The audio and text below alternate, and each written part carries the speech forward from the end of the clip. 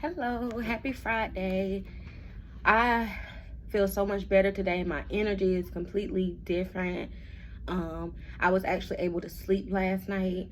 Um, as many of you know, I deal with like anxiety and different things. So sometimes I have a hard time sleeping. And then I'm also a mom, entrepreneur. I work a 9 to 5. And so my thoughts are always going. So last night I was able to get some rest. But I'm going to jump in with chapter 6 and 7.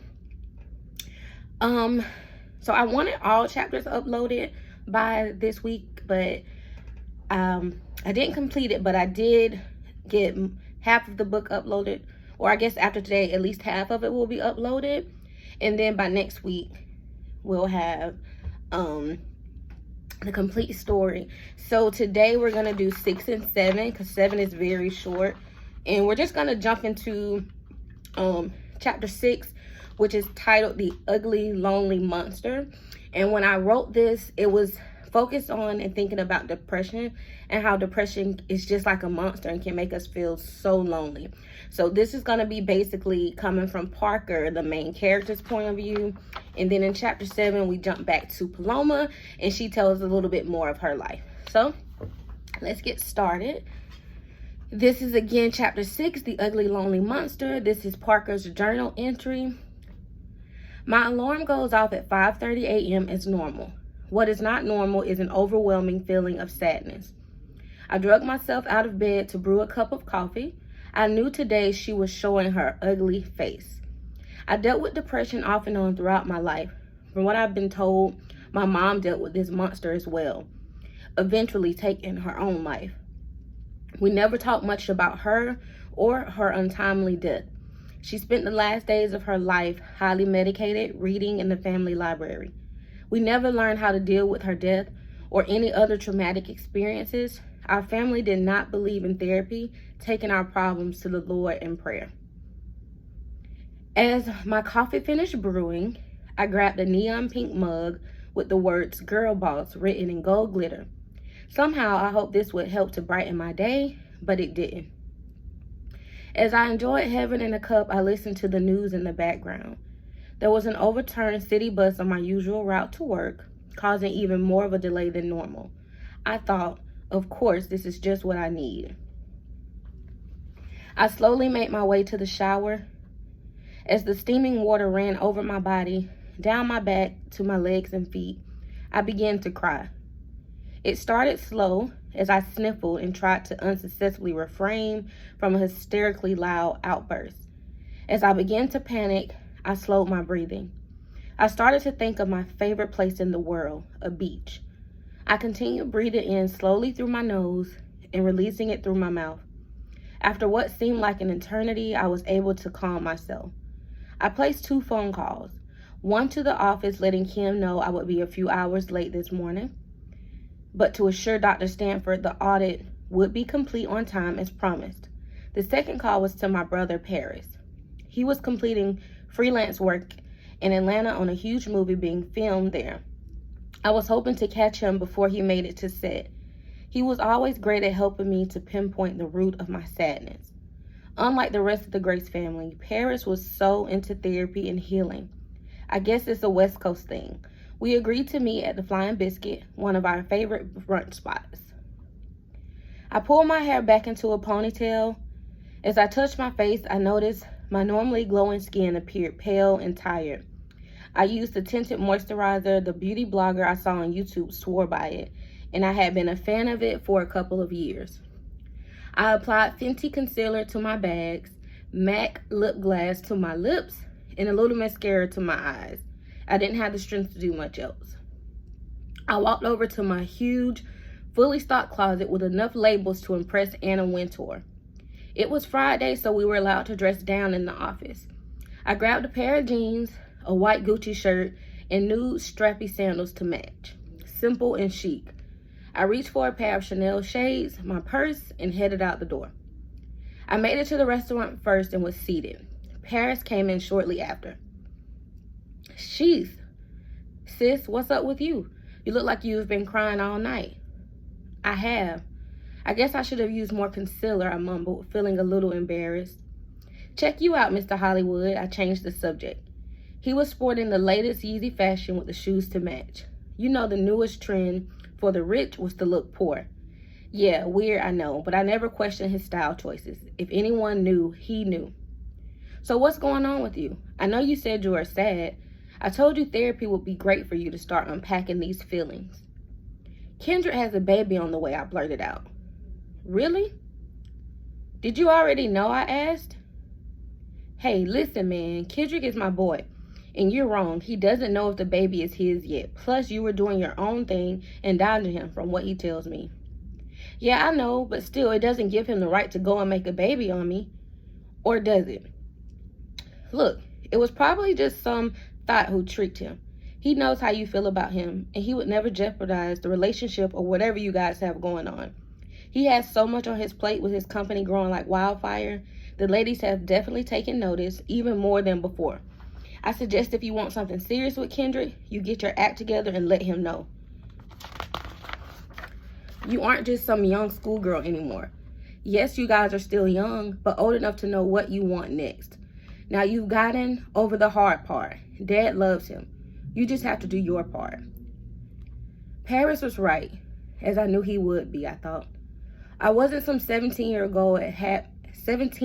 girl at Hagman, oblivious to the real world and real life. I was a young woman with a career and life experience. I knew I loved Kendrick, and it was a huge plus my dad loved him, despite him not being from an elite bloodline. I knew I had to let Kendrick know how I feel about him. I also knew if the child was his, we would never be together as a family. All right, we are going to quickly go into chapter 7, which again, this is coming from Paloma's point of view. Chapter 7 is titled, I Trust You, and we are, again, back to Paloma, Parker's sister. All this peeking into Parker's personal life and feelings had me in my own. I thought about the night I met my husband while orchestrating one of my galas. David was one of the top oral surgeons in the state, and it was his first time attending any of the charity fundraiser dinners. On a cool night in March, we attended the annual Wine and Wigs Gala, supporting local women affected by cancer who were unable to afford a nice wig after treatment. I stood as host and mistress of ceremony this night, greeting my guests as well as introducing the night's performers and the recipients of this year's For One Night Only grant. The grant covered the wish of 2 individuals, though no story is greater than the other. We had the almost impossible task of narrowing down the recipients. They are chosen a couple weeks before the gala. We assist them in choosing the perfect wig, and they are treated to a full day of pampering prior to attending the high-end event. I thrived in the spotlight. I was naturally a people person, and everyone loved me. I was often described as an angel. Standing only about 5'3" with heels, my smile could light up the darkest night. As it should, it cost enough. My skin was the color of cinnamon, a deep, dark red. My style, graceful. It says I'm rich, while my spirit screamed I am whole. Parker would tell me how she always envied how full of life and love I was. I noticed David as soon as he entered the gala, but I did not say anything. He had a flock of thirsty women all over him the whole night, which I'm sure is not new for him. He was so fine. He finally was able to grab a quick moment with me that night at the party while I refreshed my drink before introducing one of the sponsors for this year's event. And to be honest, I was glad he did. He said, there was once a king who felt necessary to start a war because he lost his beautiful wife. Until this moment, I have never understood how beauty could drive a man to such extents. With a smile, he said, I'm David. May I have the pleasure of knowing your name? I was speechless, but managed to respond. So you would go to war for me? I asked as I seemingly floated away back to the stage. I think he knew he would marry me. Secretly, I knew he would be able to locate me if he really wanted to. I mean, my info was all over the flyer for the gala.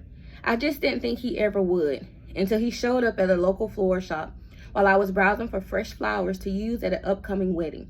Not just any wedding, the pastor's daughter. I immediately recognized his handsome face.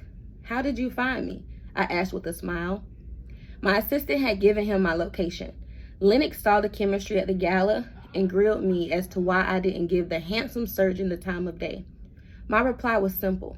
If he wants me, he can find me. Given my almost non-existent history of men, she thought for sure I would jump at the chance for a date with a rich, fine man like David, but I didn't. I bet your lady parts look like cobwebs, she joked. She figured she was doing me a favor by setting me up with Mr. Fix Your Smile, as she calls him. I'll never forget the day he appeared at the floral shop. He caressed my hand as I examined the flowers and said, "Those lilies are almost as beautiful as you." I normally hated for men or women to point out my beauty, but with him it was different. It was as if when he spoke of my beauty, he was referring to my soul. Even now, fast forward 10 years, he still speaks directly to my soul. When my eyes looked up to meet his, I didn't feel afraid, and though my initial thought was, who the fuck is this grabbing my hand? When I looked into his eyes, I knew I could trust him. "What do you know about flowers?" I asked. "Well, I was raised by my grandparents in a small city.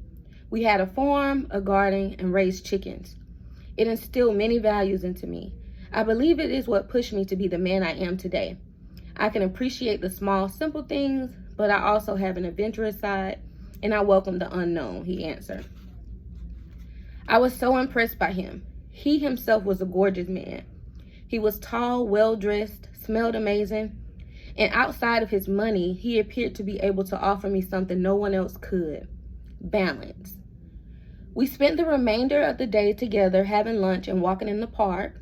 It was very intimate. "Oh shoot, it's 4:30. I have somewhere to be," I exclaimed. Time flew by so fast, I remember it was time for me to pick up Phoenix. I told him I had to leave, and he asked why. I didn't mention my daughter initially. I mean, who knew if I would ever see him again after this day? I have a late business dinner," I lied. "Will I see you again?" he asked, with an ounce of hope in his voice. "If you can find me," I responded, hoping he would. Well, that is Paloma's and David's love story. And then we also saw Parker's battle with depression and sadness. Next, we'll get into a little bit more of Paloma's life, and then we'll finish up chapter 9 with that infamous trip Parker and Kendrick took to California. Alrighty, see you next time. Thank you again.